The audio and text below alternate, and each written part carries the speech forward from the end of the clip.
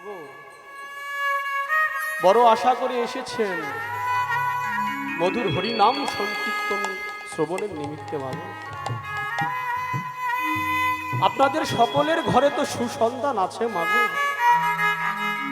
মনে করুন না একজন দুঃসন্তান আপনার চরণ সম্মুখের সামনে এসে দণ্ডায়মান হয়েছে। পিতা মাতার চরণে কত নাই অপরাধে করেছি হে গোবিন্দ। আমি দুষ্ট ছেলে, দুষ্ট বালক মনে করে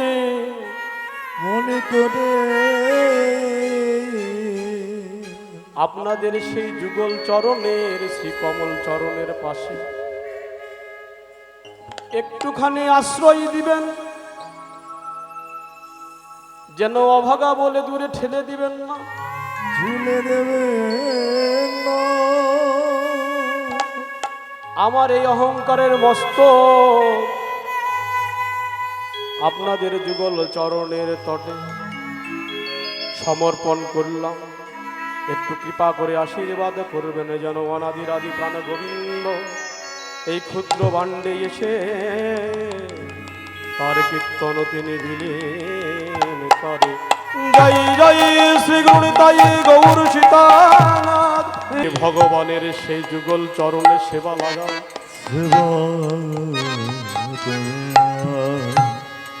যারা একনিষ্ঠ ভক্ত দ্বারে দ্বারে ভিক্ষারে ঝুলি ভিক্ষা করে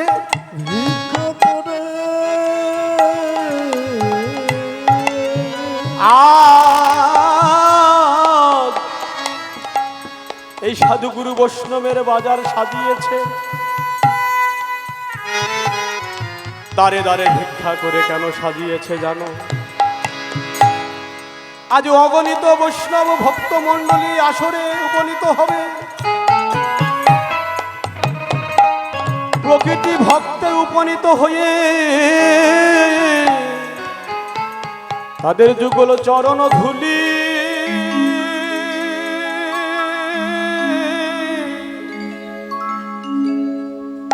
আজ পাবে বলে।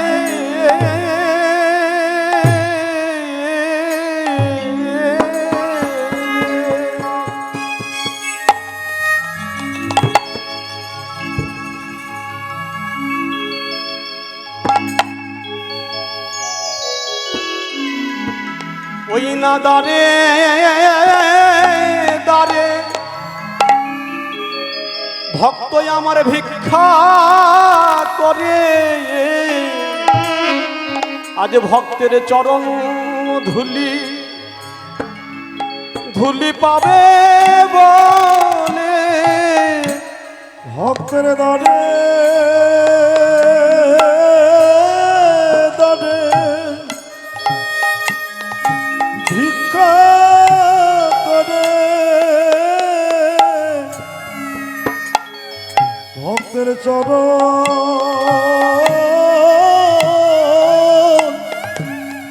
ধুলি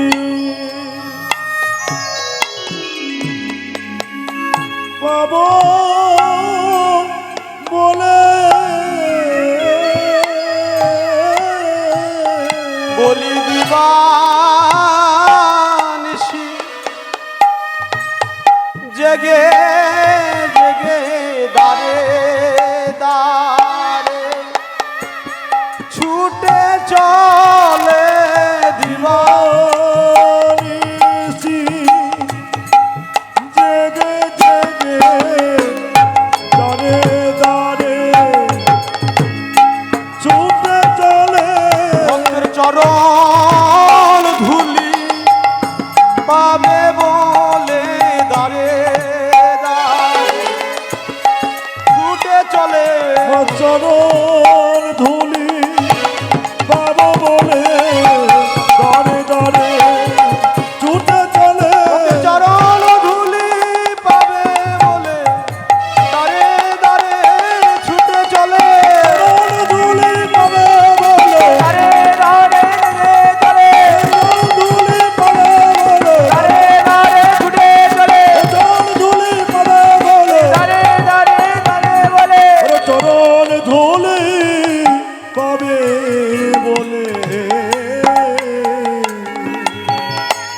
আজ শোভানীপুর গ্রামবাসী কত না দাঁড়ে দাঁড়ে ছুটে চলেছে 2 টাকার জন্য, বাবা দাও না।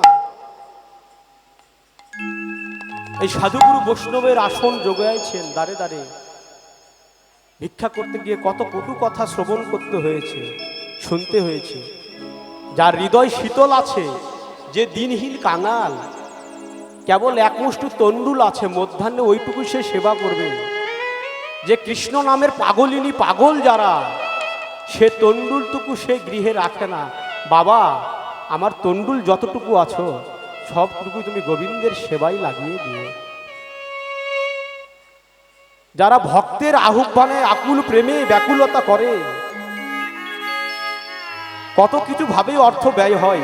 আজ সকলেই দাঁড়ে দাঁড়ে ভিক্ষা করেছেন, কত না ভক্তের চরণ ধুলি সমাবেত হয়েছে। মধুর বৃন্দাবন, মধুর বৃন্দাবন, ওই ভক্তের চরণের ধুলি সকলে পাবো বলে এই আশা করে আজ যে কত সুন্দর আয়োজন করেছে নব বৃন্দাবন।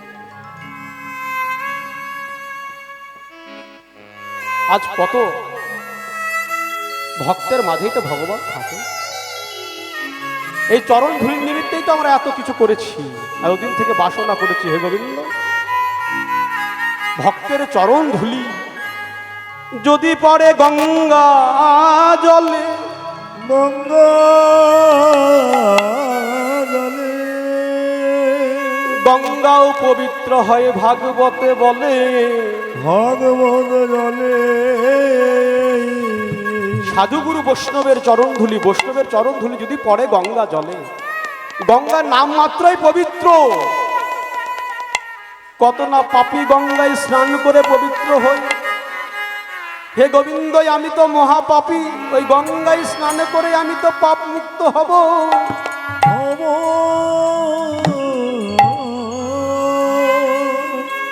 যত বড়ই পাপর পাষণ্ড পাপী হোক না কেন, হোক না কেন, ওই গঙ্গায় গিয়ে স্নান করে তার পাপ তাপ দূর হবে কিনা জানি না বাবা, জানি না বাবা। কিন্তু সাধুগুরু বৈষ্ণবের চরণ ধুলার গঙ্গায় যদি কেউ স্নান করতে পারে, স্নান করতে পারে, তার জনম ধন্য।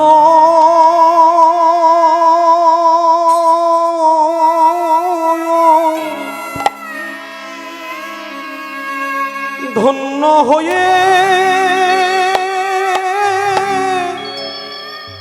যাই গো,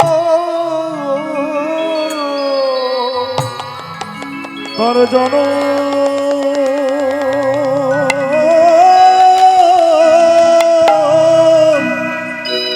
ধন্য,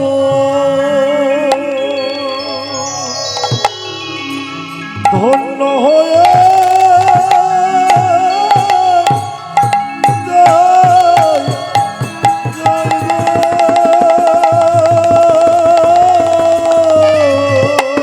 ভক্তের চরণ ধুলাই স্নান করিলে তার জনম ধন্য হয়ে যাই গো।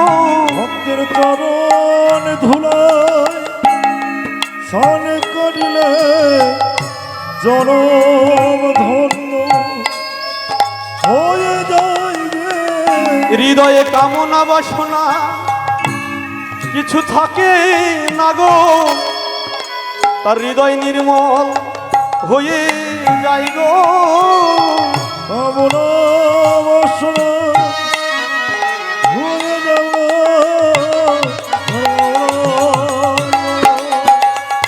হয়ে যাই গো। জনম ধন্য হয়ে যাই গো, কামনা বাসনা থাকে না গো। জনম ধন্য হয়ে যাব, কামনা বাসনা হয়ে যাই গো। ভক্তের চরণ ধুলাই স্নান করিলে ভক্তের কামনা বাসনা থাকে না গো।